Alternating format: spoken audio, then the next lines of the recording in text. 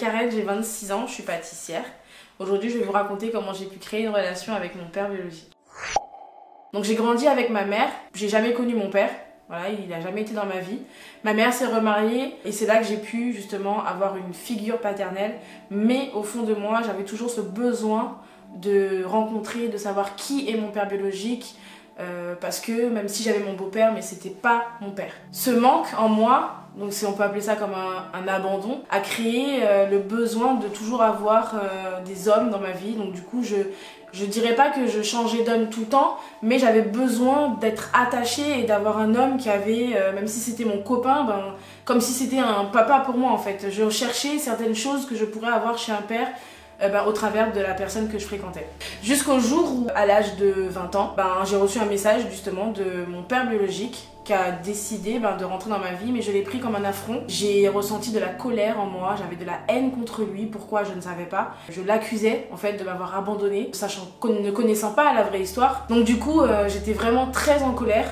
Donc que ce soit envers lui, que ce soit envers ma mère, que ce soit envers mes amis, envers tout le monde, en fait j'avais une colère en moi, je pouvais être très méchante, même quand c'était une amie qui se fâchait contre moi par exemple, qui me tournait le dos, j'avais mon cœur qui se brisait comme si elle m'avait abandonnée en fait. J'avais vraiment ce besoin justement d'avoir du monde avec moi parce que je cherchais justement cette figure paternelle, donc elle allait me prendre dans ses bras, qu'elle allait me protéger, jusqu'au jour où j'ai rencontré l'homme avec qui je partage ma vie aujourd'hui, à qui j'ai transmis ce sentiment d'abandon, à qui j'ai transmis cette possessivité, cet emprisonnement on va dire de ce besoin d'amour que je ressentais, chose qui au final se retournait un peu contre moi-même, puisqu'au final je lui demandais de l'amour mais au final je me sentais seule, alors qu'il m'en donnait, mais j'en demandais encore plus, jusqu'au jour où j'ai été touchée par Dieu au travers d'une chanson. J'ai été touchée par Jésus-Christ et ça a totalement changé ma vie.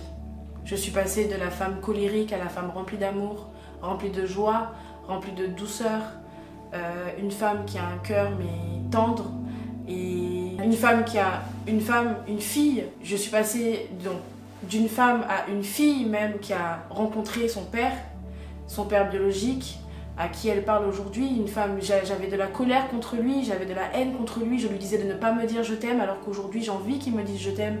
Aujourd'hui je suis remplie de joie parce que je l'ai accepté dans ma vie, parce que j'avais plus ce poids en moi. Du coup j'ai découvert que j'ai des frères et sœurs qui me ressemblent aussi, je leur parle tous les jours, je suis vraiment très contente. Et je veux te dire aussi que Dieu restaure et reconstruit les familles brisées, que rien n'est impossible à Dieu, et si Dieu est avec toi, nul ne sera contre toi, sache-le. Et je veux que tu saches que si je pleure aujourd'hui, je pleure pas de tristesse, bien au contraire, je pleure parce que mon cœur est rempli de joie, rempli d'amour, parce que j'ai rencontré mon père biologique, mais j'ai aussi rencontré mon père spirituel qui est Jésus, et je veux te dire qu'il t'aime.